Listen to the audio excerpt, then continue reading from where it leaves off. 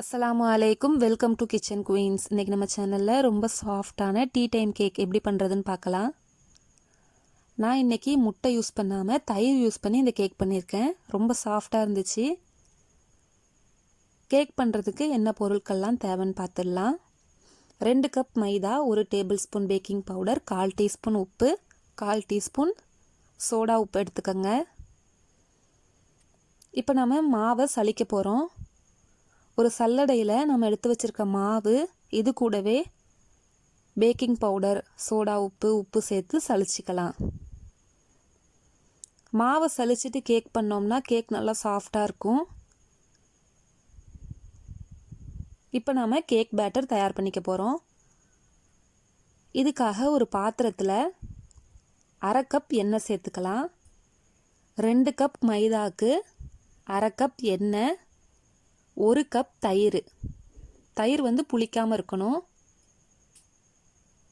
1 cup sugar சேர்த்துக்கலாம்.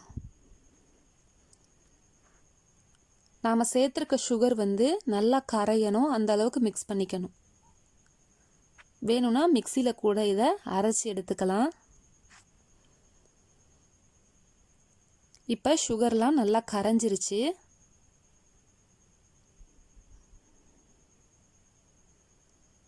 இது கூட 1/2 மூடி அளவு வெண்ணிலா எசன்ஸ் சேர்த்துக்கலாம்.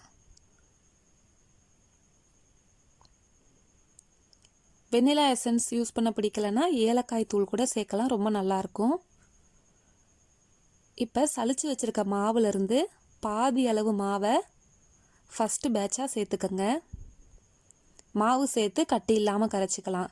ஸ்டார்டிங்லேயே நம்ம எல்லா மாவையும் போட்டோம்னா ரொம்ப கெட்டி தட்டிடும். அதனால் பாதி மாவு சேர்த்து கட்டி இல்லாமல் கரைச்ச பிறகு அடுத்த பாதி மாவையும் சேர்த்துக்கலாம்.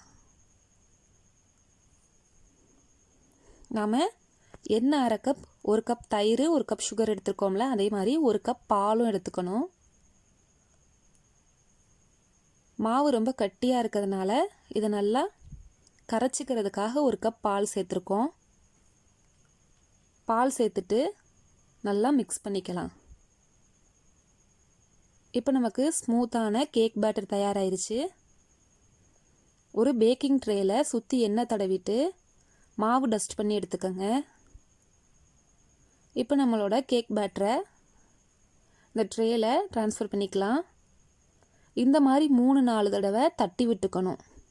இன்றைக்கி நாம் விறகடுப்பில் தான் கேக் வந்து பேக் பண்ண போகிறோம். இந்த மாதிரி மிதமாக தீ எறிகிற மாதிரி பார்த்துக்கோங்க. இதுக்கு மேலே ஒரு தோசைக்கல் வச்சு நல்லா சூடு பண்ண பிறகு நாம் ரெடி பண்ணி வச்சுருக்க ட்ரேயை மூடி போட்டு வச்சிடலாம். சைடில் 2 பக்கம் இந்த மாதிரி ஹோல் இருந்துச்சுன்னா இதையும் பேப்பரால் அடைச்சிக்கிறேன். இப்போ இந்த மிதமான தீயிலையே 30 நிமிஷம் போல் கேக் வந்து வெந்துட்டுருக்கு. 30 நிமிஷத்துக்கு அப்புறம் ஓப்பன் பண்ணி கேக் வெந்துருச்சான்னு பார்க்கலாம். சைடில் ஃபுல்லாக நல்லா ப்ரௌன் கலரில் இருக்குது.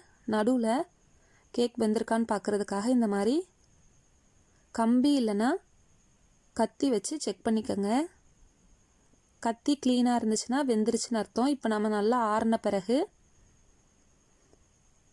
சுற்றி நைஃப் வச்சு கீறி விட்டுட்டு தட்டில் மாற்றிக்கலாம். இப்போ நம்மளோட சாஃப்டான டீ டைம் கேக் தயாராகிருச்சு. உண்மையாகவே ரொம்ப சாஃப்டாக இருந்துச்சு.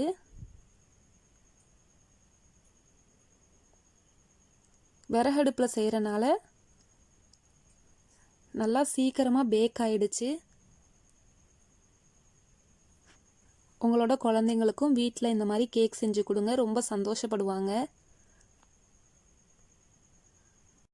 உங்களுக்கு இந்த வீடியோ பிடிச்சிருந்துச்சுன்னா லைக் பண்ணி, ஷேர் பண்ணி, கமெண்ட் பண்ணுங்கள். நம்ம சேனலை இதுவரை சப்ஸ்கிரைப் பண்ணாதவங்க சப்ஸ்கிரைப் பண்ணிக்கோங்க.